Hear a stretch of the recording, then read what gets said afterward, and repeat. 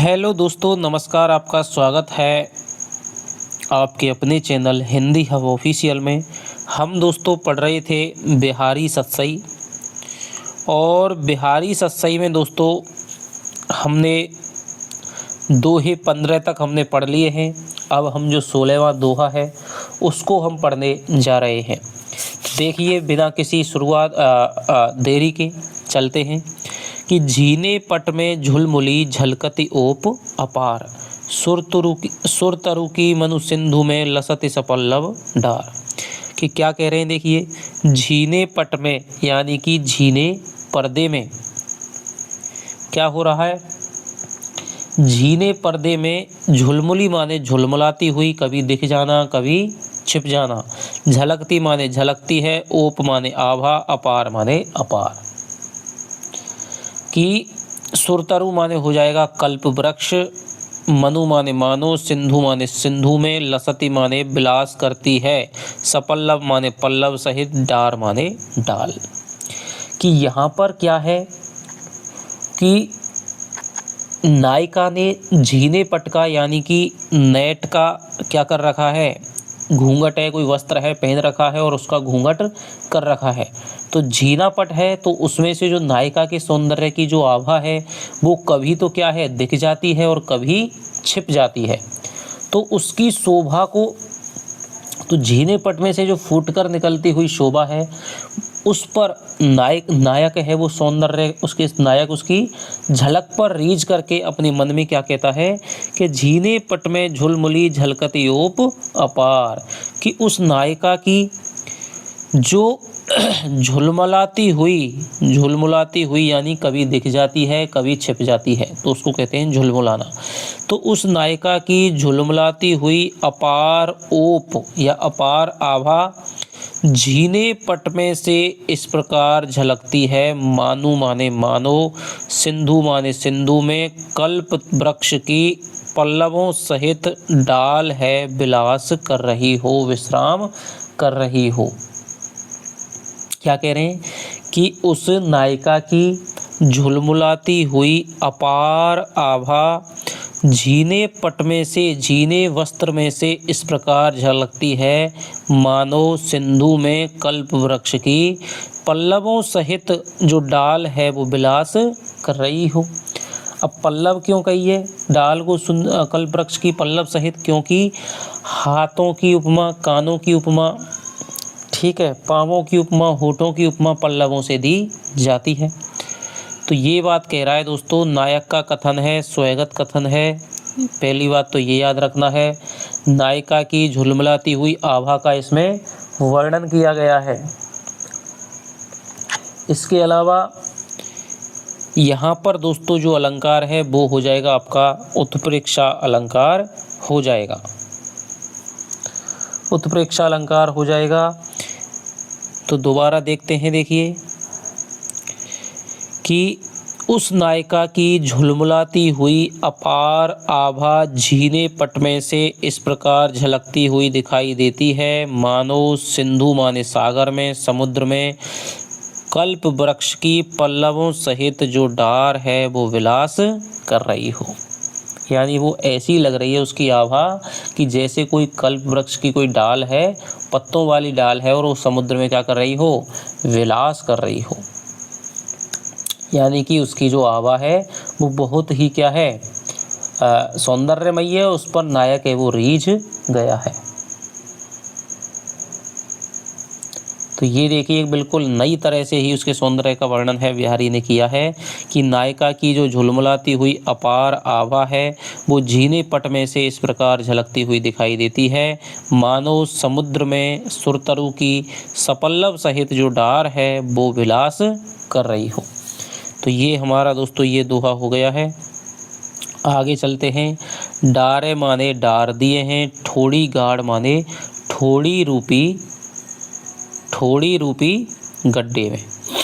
यहाँ क्या बात बताई गई है कि कोई नायक है वो नायिका के सौंदर्य को, मुख को देख रहा है और उसके नेत्र हैं वो सारे मुख पे से अटक कर के ठोड़ी में कई बार क्या है गड्ढा होता है, हल्का सा गड्ढा होता है, तो उसके उस गड्ढे पर ही क्या है, उसके गड्ढे के सौंदर्य पे क्या हो गए, अटक गए हैं।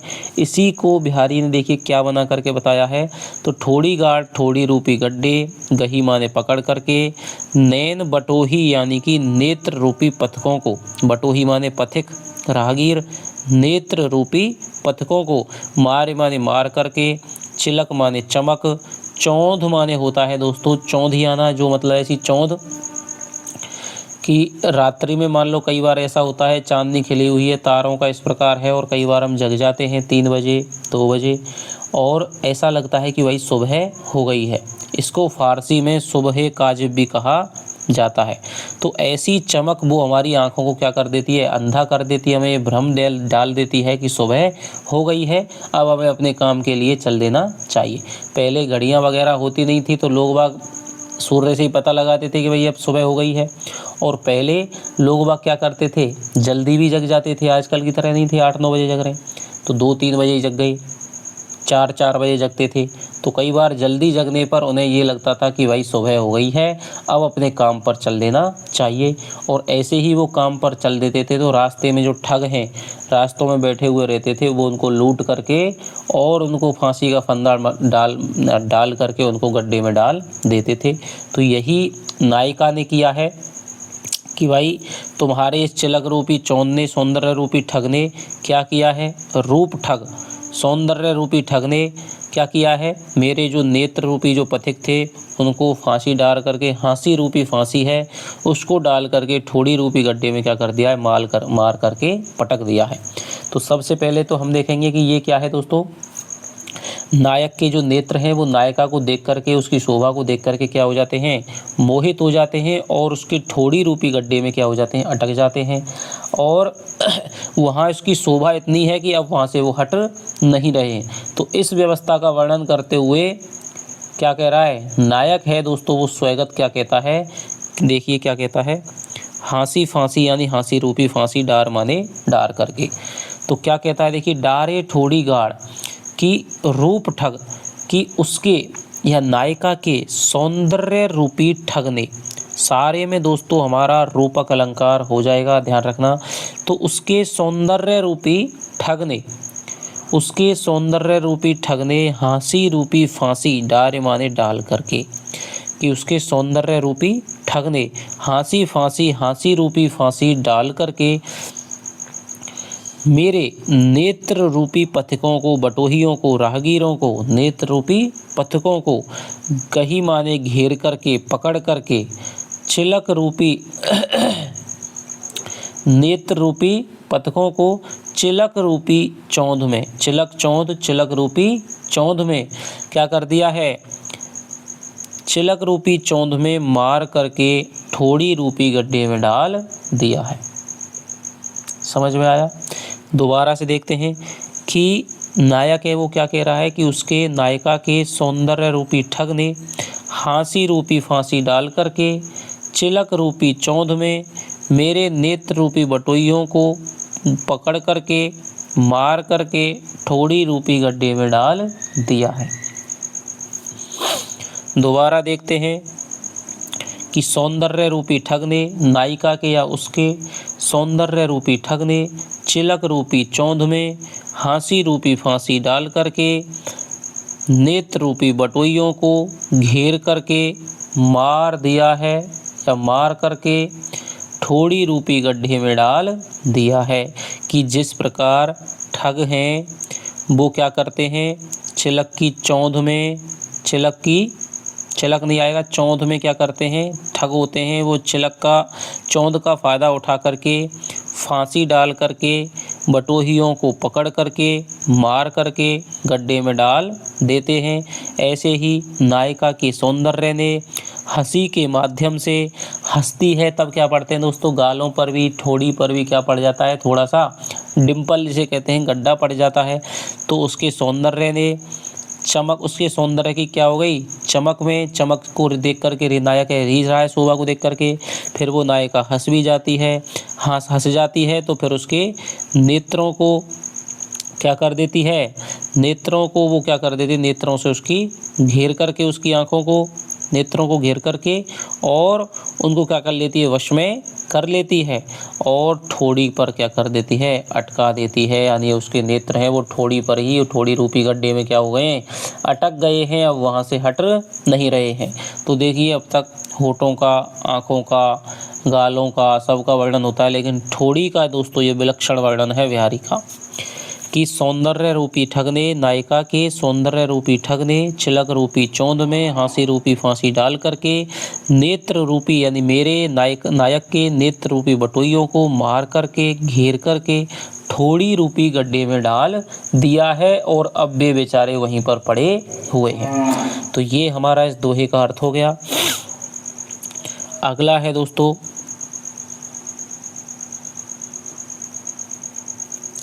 तो यहाँ पर हमारा पूरा का पूरा क्या हो जाएगा दोस्तों, रूपक अलंकार हो जाएगा और अनुप्रास अलंकार तो हो ही जाएगा। दूसरा है देखिए, कीने हूँ कोरिक जतन अब कही काढ़े कौन, भो मनमोहन रूप को मिली पानी में को लौन। अब देखिए,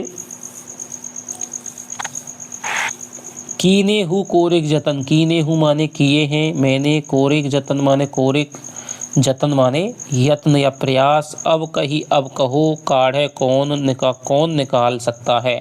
भो मनमोहन, भो माने हो गया है, मनमोहन माने मनमोहन का, रूप माने रूप, मिलकर के, पानी माने पानी, मैं माने मैं को, लौन माने लवण या नमक। अब देखिए यहाँ पर जो मन शब्द है, मन शब्द को रत्नाकर जी ने क्या माना है, श्लिष्ट माना है, श्लिष्ट माना है यहाँ पर और इसमें श्लेष मूलक रूपक माना है। भाई मन का अर्थ एक तो हो जाएगा मन, ठीक है, प्लस मन का अर्थ हो जाएगा मानस या मान सरोवर, तो मन रूपी यहाँ पर अर्थ करना पड़ेगा मान सरोवर, मन रूपी मान सरोवर करना पड़ेगा। और देखिए यहाँ केवल मनमोहन है तो मनमोहन माने हो जाएगा कृष्ण, ठीक है, और मन भी अलग है और मोहन भी अलग है, तो यहाँ पर हमारा हो जाएगा दोस्तों श्लेष अलंकार भी हो जाएगा। श्लेष में भी कौन सा हो जाएगा, सभंग श्लेष अलंकार हो जाएगा। तो दो अलंकार तो ये हो गए, इसके अलावा अनुप्रास है वो आपका हो ही जाएगा। तो देखिए क्या कह रही है कि सखी है वो उसको समझाती है कि भाई तू मोहन से ज़्यादा मतलब इतना ज़्यादा प्रेम मत किया कर, मर्यादा को भंग मत किया कर, थोड़ा उसकी तरफ से क्या कर, अपने मन पे संयम कर। तो उसकी शिक्षा को सुनकर के नायिका कहती है कि भाई मेरा जो मन है वो उनका जो रूप सौंदर्य है वो मेरे मन में इस प्रकार घुल गया है जैसे पानी में क्या घुल जाता है, नमक घुल जाता है। इस प्रकार उनका जो रूप सौंदर्य मेरे मन में घुल गया है। अब तू बता पानी में से नमक को कोई कैसे निकाल सकता है। तो इसी प्रकार मेरे मन में से भी मोहन के रूप सौंदर्य को कोई निकाल नहीं सकता। तो देखिए इसका अर्थ करते हैं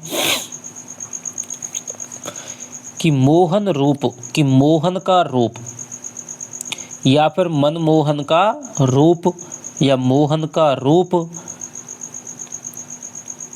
मेरे मन रूपी मान सरोवर में, मन रूपी मान सरोवर में मिली माने मिल कर के पानी में क्या हो गया है, कोलोन, पानी में घुलने वाला नमक हो गया है, पानी में घुला हुआ नमक हो गया है। कि मेरा मनमोहन का जो रूप है वो मेरे मन रूपी मान सरोवर में मिलकर के पानी में घुले हुए नमक के समान हो गया है या नमक हो गया है।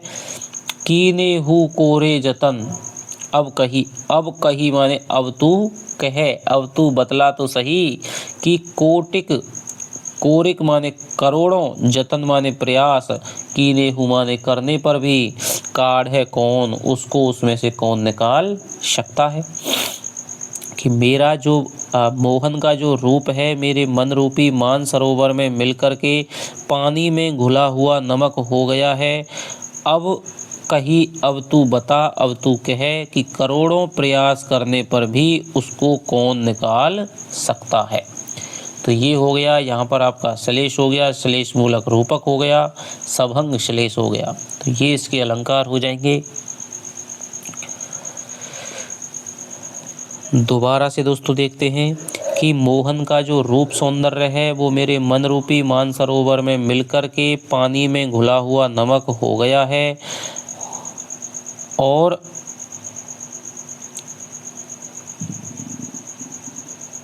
अब तू बता कि करोड़ों प्रयास करने पर भी उसको काढ़े माने निकाल लेना। कौन उसको निकाल सकता है? ऐसा कौन है जो उसको अलग कर सकता है, निकाल सकता है? तो ये दोस्तों यहाँ पर हो जाएगा। और एक मैं आपको बताऊं,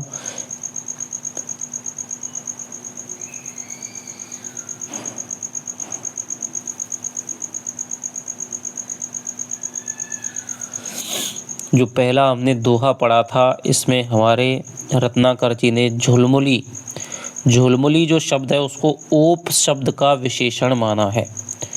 ओप तो क्या है? ये तो झुलमुली है विशेषण, और ओप माने क्या है? यानी झुलमुली आभा, तो आभा हो जाएगा विशेष्य। ठीक है, तो इस प्रकार भी आपसे पूछा जा सकता है कि झुलमुली और ओप विशेष्य विशेषण विशेष्य हैं। ठीक है, अब देखिए कीने हु कोरिक जतन की भाई मनमोहन का जो रूप है वो मेरे मनरूपी मानसरोवर में मिलकर के पानी में घुला हुआ नमक हो गया है। और अब तू बता कि करोड़ों प्रयास करने पर भी उसको उसमें से कौन निकाल सकता है, कौन अलग कर सकता है? अगला देखिए, लाग्यो सुमन हवे है सफल आतप रोसु निवार, और बारी बारी आपनी सींची सुहृदता वार। अब देखिए दोस्तों, यहाँ पर पूरे ही दोहे में श्लेष अलंकार है। ज़्यादातर शब्दों के अर्थ हैं वो दो दो हैं, यानी कि दो शब्दों के अर्थ रख कर के उसने क्या कर दिया है, गागर में यहाँ पर सागर भर दिया है। अब देखिए किस प्रकार की युक्ति अपनाई है बिहारी जी ने, कि क्या है, कोई नायिका है और उससे नायक मिलने आने वाला है। मिलने आने वाला है, नायिका को पता है कि भाई नायक मिलने आएगा, लेकिन वो अभी तक आया नहीं है। और आया नहीं है तो उसके इंतज़ार करते करते वो किस में घूम रही है दोस्तों? वाटिका में घूम रही है, उद्यान में घूम रही है, और थोड़ी सी क्या हो गई है, नाराज़ भी हो गई है। अब पता ही है भाई, इंतज़ार करते करते नाराज़ तो होगी। तो थोड़ी देर बाद में उसकी जो अंतरंगनी सखी है, सखियाँ भी कई प्रकार की होती हैं, एक अंतरंगनी सखी होती है, एक बहिरंगनी सखी होती है। अंतरंगनी सखी मतलब जिसको हर बातें बताती जाती है, जो नायक के और नायिका के मध्य में प्रेम के संबंधों की क्या होती है, संचालिका होती है। इसकी बात उसको, उसकी बात इसको बताती रहती हैं। ठीक है, तो उसकी एक अंतरंगनी सखी आती है, और वो जैसे ही उद्यान में प्रवेश करती है तो उसको पता लगता है, वो बात बताना चाहती है कि भाई तेरा नायक है वो जल्दी ही आने वाला है, इसलिए तू अपनी इतना ज़्यादा गुस्सा मत हो, अपने इस गुस्से को कम कर। लेकिन वो मर्यादा के वैसे कहीं उनको पता नहीं चलता है। वहीं पर माली भी काम कर रहा है उद्यान में, वाटिका में, और वहीं पर उसकी बहिरंगनी सखियाँ भी बैठी हुई हैं, वो भी अपनी लगी हुई हैं।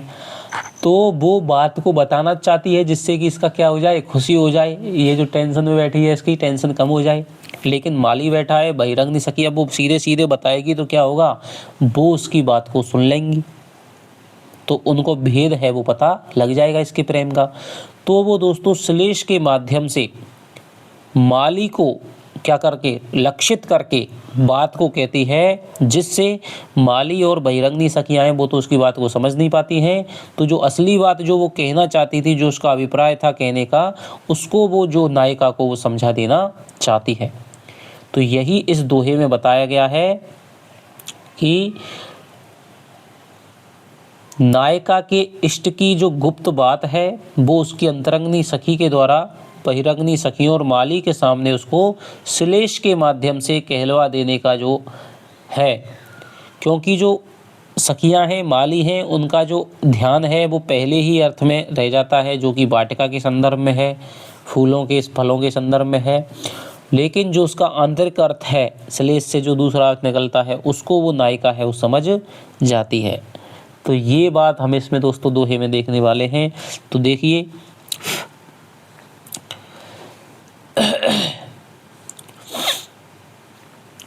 लाग्यो माने लगा है, सुमनु माने देखिए दो अर्थ हो जाएंगे सुमनु के। सुमनु माने हो जाएगा एक तो सो मन, सो मन यानी वह जो मन है। सुमनु माने हो जाएगा दोस्तों क्या, पुष्प या फूल, सुमन माने क्या हो जाता है, फूल हो जाता है। हवे है होकर के सफल, सफल माने हो जाएगा दोस्तों, एक तो नायिका के संदर्भ में हो जाएगा प्राप्ताभीष्ट, प्राप्ताभीष्ट, प्राप्ताभीष्ट यानी तेरी जो मनोकामना है वो जल्द ही क्या होने वाली है, पूरी होने वाली है। तेरा जो अभीष्ट है वो तुझे जल्द ही प्राप्त होने वाला है, या प्राप्त कामना।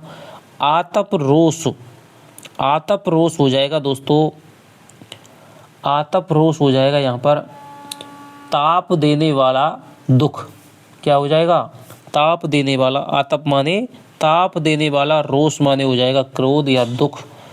निवार्य माने निवारित कर। बारी माने हो जाएगा हे सखी, क्या हो जाएगा, हे सखी। दूसरा अर्थ हो जाएगा हे माली, अरे माली और हे सखी।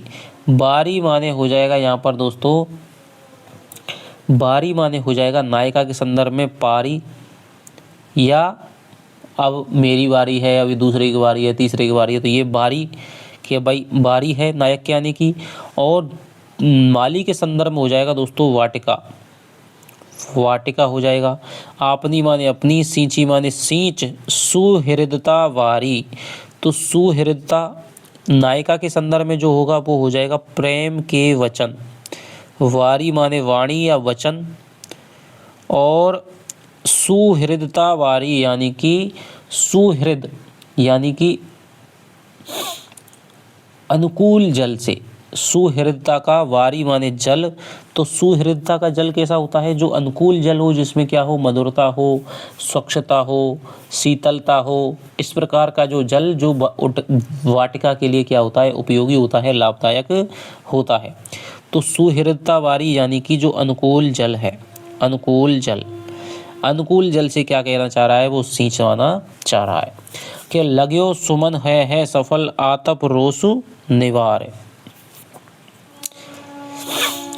तो क्या कह रही है देखिए कि नायक है वो क्या हो गया है दोस्तों, थोड़ी सी उसको देरी हो गई है और वो आना चाहता है लेकिन वो नहीं आ पाया है। तो उसने क्या है, सखी है उसकी, उससे उसका समाचार लेकर के आई है कि भाई मैं थोड़ी सी देर में आऊँगा। तो वो बता रही है, तो क्या कह रही है देखिए कि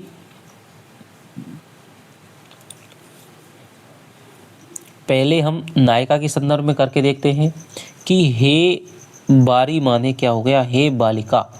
बारी माने हे बालिका या सखी। बारी माने भोली भाली स्त्री होता है या बालिका होती है, या हे सखी से कह रही है कि हे भोली भाली सखी, तेरा जो मन, सुमनु माने तेरा जो मन लगा हुआ है वो क्या होगा, वो क्या होगा, सफल होगा या प्राप्ताभीष्ट होगा। इसलिए तू इस दुखदाई क्रोध को निवारित कर, छोड़ दे, छोड़ करके और अपनी वारी यानी अपनी पारी का इंतज़ार कर। और सींची सुहृदता वारी, और उसको क्या कर, प्रेम के जल से उसको सींच।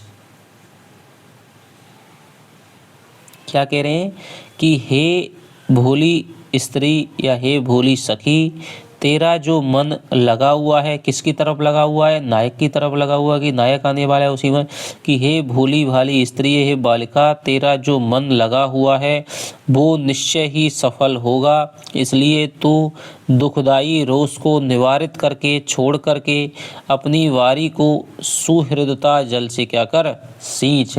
यानी कि तू अपने मन को क्या कर, इससे कर, प्रेम रूपी जल से सींच, क्योंकि जल्द ही तेरा जो नायक है वो आने वाला है। तो यानी जब नायक आ जाएगा तो तू गुस्सा मत करना, बल्कि किससे वो सींचना, अपने मन को पहले ही प्रेम रूपी जल से सींच ले, जिससे कि नायक हो जाए तो उससे तू प्रेम की बातें कर सके। तो हे सखी, हे भोली भाली स्त्री, हे भोली बालिका, तेरा जो मन लगा हुआ है वो निश्चित ही सफल होगा। इसलिए तू इस दुखदाई रोष को, कष्ट देने वाले क्रोध को छोड़ करके अपनी वारी पर, अपनी वारी को यानी अपनी पारी को सुहृदता वारी यानी किससे, प्रेम के जल से सींच या सिंचित कर। अब बारी के संदर्भ यानी माली के संदर्भ में क्या कह रही है कि हे माली, तेरा ये जो फूल लगा हुआ है वो जल्दी ही फलयुक्त होगा, यानी उसमें फल लगेंगे। इसलिए तू इस घाम के प्रचंड, गर्मी के प्रचंड ताप को रोक करके और अपनी वाटिका को सुहृदता जल, सानुकूल जल से सींच। क्या हो जाएगा? सानुकूल जल से सींच करके इसके ताप को क्या कर? निवारित कर। कि हे माली, तेरी वाटिका में जो ये फूल लगा हुआ है वो निश्चय ही क्या होगा? फलयुक्त होगा, उसमें निश्चय ही फल आएंगे। इसलिए तू अपनी वाटिका को सानुकूल जल से सींच और इस प्रचंड ताप के जो गर्मी है, इसका जो रोष है, उसको क्या कर? निवारित कर, उसको भी क्या कर? तू कम कर दे। तो देखिए आ रहा है कि नहीं आ रहा है समझ में? कि हे सखी, हे भोली भाली स्त्री, तेरा जो मन लगा हुआ है वो निश्चय ही सफल होगा और तू अपने इस दुखदाई कष्ट को छोड़ करके अपनी वारी पर क्या कर? प्रेम के जल से अपने मन को सींच ले। तो ये हो गया। हे माली, तू, तेरी वाटिका में जो सुमन लगा हुआ है वो निश्चित ही क्या होगा? जल्द ही क्या होगा? फलयुक्त होगा। और इसके लिए तो क्या करना पड़ेगा? इसलिए तो अपनी वाटिका को सानुकूल जल से सींच ले और गर्मी के प्रचंड ताप को क्या कर दे? निवारित कर दे। तो ये इसका दोस्तों अर्थ हो जाएगा। पूरे के पूरे दोस्तों किस में हो जाएगा? पूरे के पूरे पद में हो जाएगा हमारा श्लेष अलंकार है। श्लेष अलंकार हो जाएगा। ठीक है, सुहृदता बार श्लेष अलंकार हो जाएगा। इसके अलावा श्लेष मूलक रूपक भी हो जाएगा। और बारी बारी है दोस्तों, यहाँ पर हमारा यमक अलंकार भी हो जाएगा। कि एक साथ जब हम करेंगे तो दोस्तों रूपक अलंकार भी यहाँ पर लगाना पड़ेगा। कि हे माली रूपी, हे सखी रूपी माली, हे माली रूपी सखी, तेरी वाटिका, तेरे जो फूल रूपी मन लगा हुआ है वो निश्चित ही फलयुक्त सफल होगा। तू अपनी वाटिका रूपी वारी को सुहृदता यानी प्रेम रूपी सानुकूल वचन रूपी जल से सींच और आतप रोष निवार और अपने दुखदाई कष्ट रूपी प्रचंड गर्मी के ताप को क्या कर? निवारित कर। तो मुख्य रूप से तो दोस्तों इसमें क्या हो जाएगा? श्लेष अलंकार हो जाएगा। दूसरा हो जाएगा अपना यमक अलंकार हो जाएगा वारी में, क्योंकि बारी में एक तो क्या है? अलग अर्थ है, इसका अलग अर्थ है, इसका भी दोस्तों दो अर्थ हैं, तो श्लेष अलंकार हर जगह है।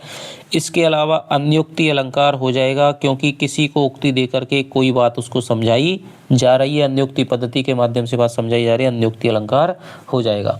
सखी का दोस्तों क्या होती है? यहाँ पर वाक चातुर्य प्रकट होती है। ठीक है, और ये सखी का कथन है किसके प्रति? नायिका के प्रति। अगला चलते हैं दोस्तों, अज्यों तर्योना ही रहो, सुरती सेवक एक रंग, नाक वास वेसरी लयो मुक्तन के संग। बसी हो जाएगा दोस्तों, यहाँ पर बसी शब्द और है, बसी मुक्तन के संग। कि अजो माने दोस्तों अब भी, क्या हो गया? अजो माने अब भी, तर्योना माने हो जाएगा, तर्योना होता है कान का आभूषण। ठीक है, आभूषण होता है। और एक होता है तरा नहीं। तरा नहीं, तरा नहीं मतलब क्या हुआ? क्या हुआ? अधम रहा है। अजो माने दोस्तों क्या है? आज तक भी। तरोना हो जाएगा, एक कान का आभूषण होता है, उसे कहते हैं तरोना या तालपर्ण या ताटंक भी कहते हैं। ठीक है, और श्रुति माने होता है, एक तो हो जाएगा कान हो जाएगा, एक हो जाएगा वेद इत्यादि हो जाएगा, उसको क्या कहते हैं? श्रुति कहते हैं। सेवन माने क्या हो जाएगा? सेवन करते रहने से या फिर उनको पढ़ते रहने से। एक रंग माने एकसार, लगातार, क्या हो जाएगा? एकसार या लगातार, अविच्छिन्न रूप से एक रीति पर लगातार। नाक वास माने हो जाएगा, नाक का वास क्या हो जाएगा दोस्तों? नाक का स्थान, नाक का निवास या नाक का स्थान। दूसरा जो अर्थ हो जाएगा वो हो जाएगा नाक वास माने उच्च स्थान। नाक हमारे मुख के किस पर होती है? सबसे मुख्य स्थान पर होती है, तो उच्च स्थान या परम पद हो जाएगा, परम पद हो जाएगा। बेसरी माने हो जाएगा दोस्तों, बेसरी भी क्या है? एक आभूषण है जो नाक में पहना जाता है। और बेसरी माने होती है गधैया, गधैया कहते हैं, गधैया हो जाएगी तो यानी कि अधम प्राणी। इसका अर्थ है वो व्यंजना से हमें क्या लेना पड़ेगा, लक्षणा से अधम प्राणी लेना पड़ेगा। लइयो माने ले लिया है, बसी माने बस करके, मुक्तनु माने मोती, एक तो क्या हो जाएगा मोती और एक हो जाएगा मुक्तनु माने क्या है, जो लोग क्या हो जाते हैं जीवन मुक्त मोक्ष प्राप्त सज्जनों के प्रति, मोक्ष प्राप्त सज्जनों के संग माने साथ में रह करके। सबसे जो बड़ी बात है दोस्तों यहाँ पर बिहारी का आभूषणों के प्रति ज्ञान है वो तो पता ही चलता है, लेकिन यहाँ पर बिहारी दोस्तों किसकी महत्ता प्रतिपादित कर रहे हैं, सत्संगति की महत्ता बता रहे हैं। सबसे इम्पोर्टेंट इस दोहे के बारे में तो सत्संगति की महत्ता बता रहे हैं। दूसरा यहाँ पर दोस्तों श्लेष अलंकार हो जाएगा और अन्युक्ति अलंकार हो जाएगा। श्लेष अलंकार मुख्य है और दूसरा हो जाएगा सत्संगति की महिमा बता रहे हैं। तो देखिए क्या बता रहे हैं, कहीं पर सवंग श्लेष है, कहीं पर अभंग श्लेष है। ठीक है कि देखिए क्या कह रहे हैं वो कि भाई जो एक तो आभूषण होता है कान में, ठीक है, और एक आभूषण होता है क्या, नाक का आभूषण होता है जिसको कहते हैं बेसरी, और एक कान का आभूषण होता है जिसको कहते हैं तरोना। कि जो तरोना आभूषण है वो कान में यानी कि दोस्तों अमुख्य भाग में रहता है। नाक तो हमारे शरीर का मुख्य भाग है, जबकि कान है वो बगल में पड़ जाता है, तो वो अमुख्य भाग हो गया, गौण भाग हो गया।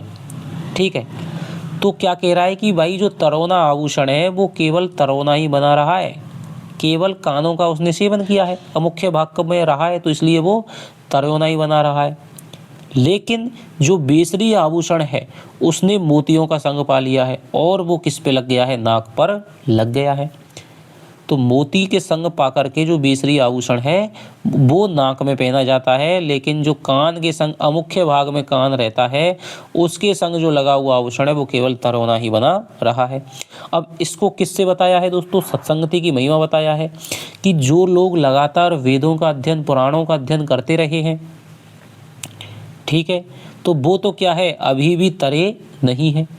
लेकिन जिन लोगों ने सज्जनों का साथ कर लिया है, साधु मुनियों का साथ कर लिया है, जीवन से मुक्त हुए लोगों का जिन्होंने सत्संगति पाली है, वो क्या हो गए, वो परम पद को प्राप्त कर गए हैं। तो इस दोहे में क्या कर रहा है दोस्तों, कवि बेसर की आभूषण का वर्णन करता हुआ श्लेष के माध्यम से सत्संगति की क्या कर रहा है, महत्ता का प्रतिपादन कर रहा है। तो देखिए क्या हो रहा है कि पहले तो हम देखेंगे इसमें बेसर के संदर्भ में यानी मोतियों के वाके आभूषणों के संदर्भ में।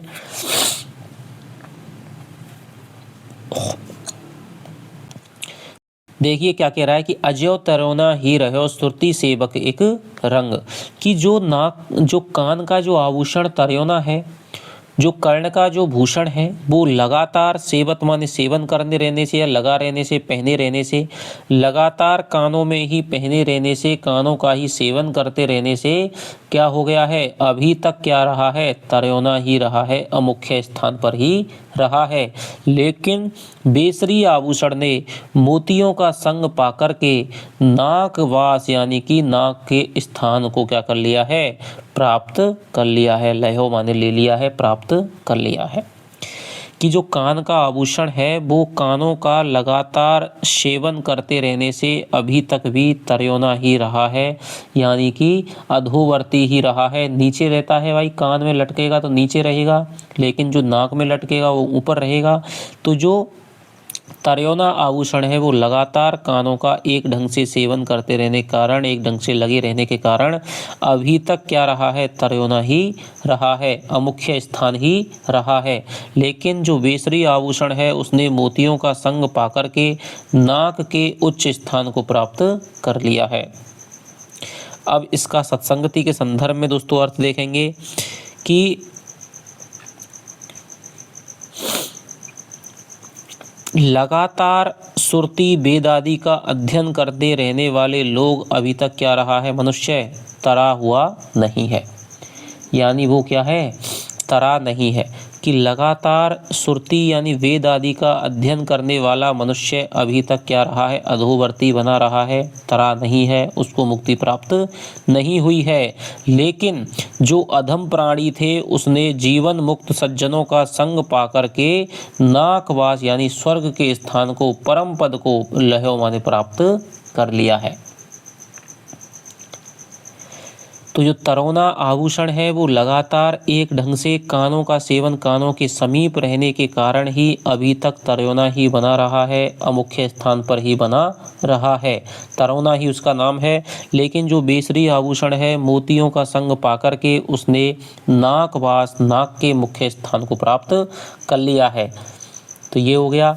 जो मनुष्य लगातार ढंग से वेदादि का अध्ययन कर रहा था वो अभी तक तरा नहीं है, वो तरा अधोवर्ती ही बना रहा है, अधम ही बना रहा है। लेकिन जो बेसरी जैसे, गधा जैसे क्या थे, अधम प्राणी थे, यानी जो अधम प्राणी थे उसने जीवन मुक्त सज्जनों का संग पाकर के नाकवास यानी स्वर्ग पद को, परम पद को लहो माने प्राप्त कर लिया है। यानी क्या कर लिया है कि एक रूप से जो सुरती का सेवन कर रहा था, लगातार जो क्या है वेद आदि का अध्ययन कर रहा था, वो मनुष्य अब तक क्या रहा है, वो मनुष्य अब तक क्या रहा है, बिल्कुल अधम रहा है। लेकिन जो अधम प्राणी था उसने जीवन मुक्त सज्जनों का, उसने सत्संगति को समझा, साधुओं का सत्संग किया, अच्छे लोगों का सत्संग किया, मोक्ष प्राप्त लोगों का सत्संग किया, और उनके सत्संग के माध्यम से ही उसने क्या कर लिया है, नाक के परम पद को प्राप्त कर लिया है, यानी कि उच्च स्वर्ग के प्राप्त को, स्वर्ग का वो अधिकारी हो गया है। तो ये इसका दोस्तों अर्थ है, श्लेष अलंकार हो जाएगा। ठीक है, इसके अलावा यहाँ पर हमारा अन्योक्ति अलंकार हो जाएगा। सत्संग का यहाँ पर दोस्तों महत्व बतलाया गया है। तरोना आभूषण है वो कान में पहने जाने वाला आभूषण है। बेसरी जो आभूषण है वो नाक में पहने जाने वाला आभूषण है, जिसमें कि एक मोती भी होता है। बड़ी ठणी है जो उसने आभूषण पहन रखा है वो बेसरी आभूषण है, तो बहुत चलता था उस समय, अब भी है। जम करी मुँह तर हरि पर्यो इहि धर हरि चित लाऊं।